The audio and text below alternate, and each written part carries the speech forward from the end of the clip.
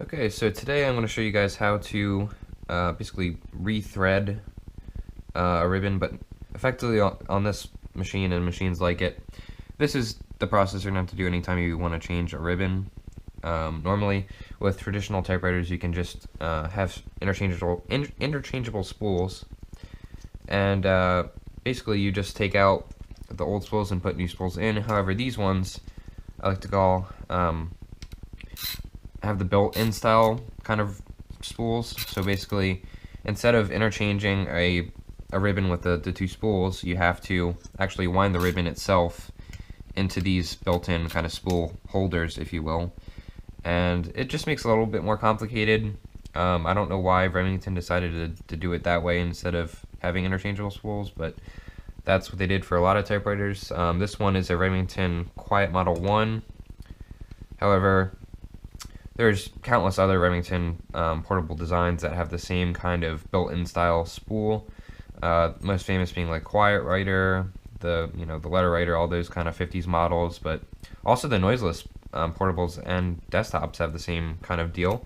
So anyways, without further ado, I'm going to show you how to install a new ribbon on this bad boy. So to get to this step, the first thing you have to do to get where you are now, this one does not have any kind of cover that pops up. But however, for the Quiet-Riter and the Travel-Riter and all those from the 50s, they will have like a cover that you need to prop up, almost like a hood on a car. This one only had, and this is the same way for the Noiseless portables. They just kind of have these two covers that sit here. So to get access to the spools, the built-in spools, you have to take those off, put them aside. I have already taken out the old ribbon that's usually wound in here. These two pieces are also, these two pieces are also put on these built-in spools, if you will. They kind of fit on just like that. They just kind of fit on there. And these are what hold the ribbon in place. It's either kind of like a hook thing, and that's what the ribbon is secured to. And then it's installed in this. And when you type, that's what turns. Actually, this one's the one that's turning. But those are the things that actually turn. You can hear it, the gear engaging. But that's what turns when you type, so that's what's going to advance your ribbon as you type. But these are, again, what you need to attach the ribbon to and then attach it into here. So, anyways, this is right here is a new ribbon, which is sold on the Typewriters 101 website, the universal ribbon, dual color. And that's what we're going to install or rethread on this bad boy. So, the first thing you want to do, I have the ribbon all on one spool, and you can see this is the end on the left spool. This is the end of the ribbon. There's no more. So what we do then, we grab some scissors right here, and we just cut the ribbon off. What you could do technically, you can pull the ribbon off with the hook on this spool. However, it's kind of difficult to do that because it's plastic and a lot of times it just breaks. After that is done, to get this to fit, or not fit, but to get this to be connected to this hook on this part right here, we need to kind of just cut a little hole in the center of the ribbon so that it'll go in that hook. So what I'd like to do is fold the ribbon like that and then just cut it right in the middle. And you can see now there is a hole, a little tiny hole. It might be hard to see, but if we turn this upside down and then slide that in, it is now hooked on, and that's what we want. So this right here is going to be the right hand side because you always want this to feed clockwise. Clockwise is going to be right, and also you want black on top of red. So this is the right, because that's how it's going to work with the ribbon color selector. And now you can see that's kind of wound a little bit on there. We don't want too much because it's not going to hold. But now that we have that, I'm not going to actually install the ribbon on the left spool, obviously, because it's not going to work. But we can put this into place. It's kind of hard to see with the light, but that's now in place. And we can start to wind this up. And you can see there's kind of like a little thing here that's in the way. That'll go down once it gets tight. And we need to reverse the ribbon at this point because it still wants to go from the right spool to the left. So now we got to get it so that it wants to feed to the right spool. So I just reversed the ribbon. There's a reverse lever right here that I just kind of pushed. And actually, no, I was wrong. Sometimes you get this wrong, but this side is actually counterclockwise. It rotates, so that was my mistake. But this will still work. You just need to kind of do it backwards. And it should start. Okay, now it's starting to feed on there, right? So what we have to do now, this kind of got tangled a little bit, but no big deal. What we do now is we can put this cover back on just to make it easier to wind. You don't have to. Actually, I'm going to leave it off, but normally I would put that on there so you can wind it easily. I'm going to put this through into the secondary feeder there, whatever you want to call that. It's almost like a guide to guide it through. And we're just going to continue to wind this on to the new spool. Now what you can do, instead of holding this new spool, you can kind of put any kind of screwdriver, anything that will fit through the center of the spool, and just hold that and it'll turn. So now basically all you have to do is keep winding this on to kind of collect the spool and transfer it from the ribbon, the new ribbon, the universal ribbon spool, onto the built-in spool on the typewriter. And you can do left first, you can do right first, it doesn't matter. You just got to do it accordingly. If you want to copy exactly what I did, then you can do it to the right first. But basically this is just busy work at this point. There's not much you can do except just wind it on there, and you can see it's collecting more.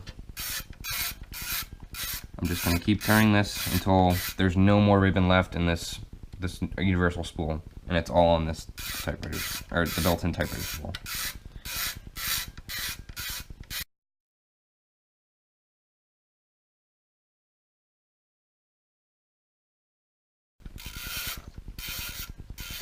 Alright, so you can see now we're approaching the end of the universal spool, because you can see this grommet is present. So, and yep, there we go. So we're now at the end, the complete end of this spool, the left spool. So just like we did on the right, we're going to take our scissors again and cut as close to the spool as we can. All the ribbon is transferred to the built-in spool on the right. You can see it's all collected there.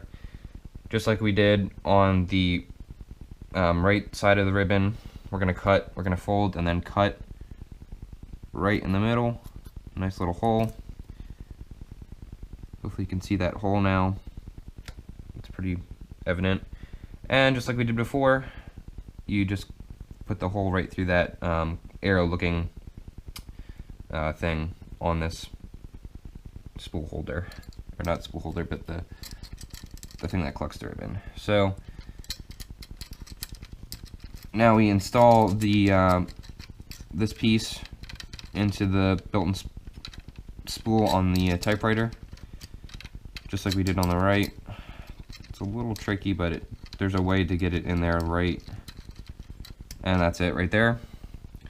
So you can see now it's on there, and now we can reverse the ribbon again. There's a switch on the side. We'll push in, so now it's going to go it's going to feed from the right spool to the left spool. You can hear the gear engage, so it's going. We're going to get the grommet past that secondary spool, or secondary ribbon feeder thing right here. Feed that in there, and now it's all together.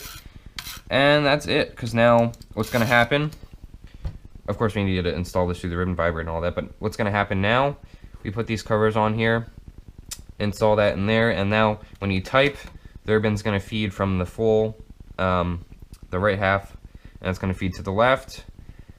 And the type's going to be looking great, nice and new, because it's a new ribbon. And it should actually, these ribbons do last quite a while, depending on use and the environment that they're stored in. But it should be able to feed back. You know, it should all feed from right to left, and then you can reverse the ribbon again once the side's full and the side's empty. You can reverse it again, back and forth until the type becomes too dull for your preference. But you should be able to get at least a couple, you know, rotations out of it per se. But now that that's done, we can proceed to actually thread the ribbon. So what I like to do to thread the ribbon through the ribbon vibrator, put the typewriter on the red mode, the ribbon color selector. Then you can jam 2 keys. Of course, this one is a noiseless model, so it's not a noiseless, but a quiet model, but same idea. It's the thrust mechanism. It's kind of hard to jam these models, is my point. But usually you want to jam 2 keys so that the ribbon vibrator stays up in the up position, because that makes it easier for you to install the ribbon, but we can still do it as is.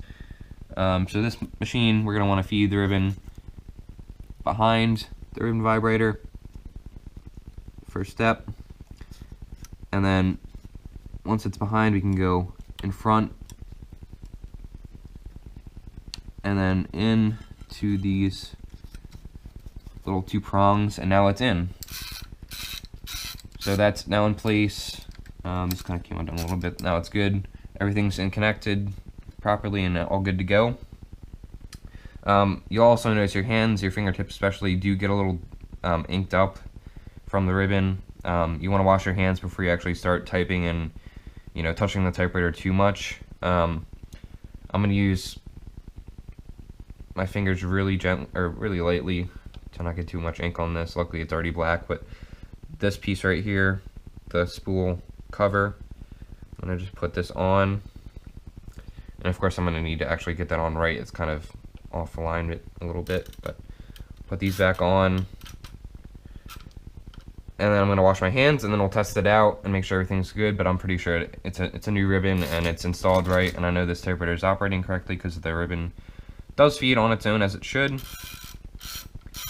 But yeah, that's all it takes. As you can see, it was a little complicated than just kind of, if anyone has already seen the videos where you just kind of pop your old ribbon out, you know, unthread it, and then throw it out or whatever, and then get a new ribbon, pop it in, thread it, all that like we just did here without all the winding part.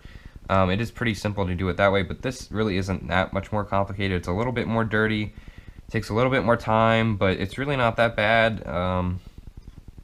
If you didn't know how to do it, hopefully this video helped. Once you've done it a couple times, you really don't need much, you know, assistance in doing it.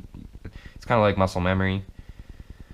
But I hope you guys were able to find this helpful, and if you're interested in purchasing any model like this, don't be afraid because of the lack of the interchangeable ribbons, because it's really not that bad to do.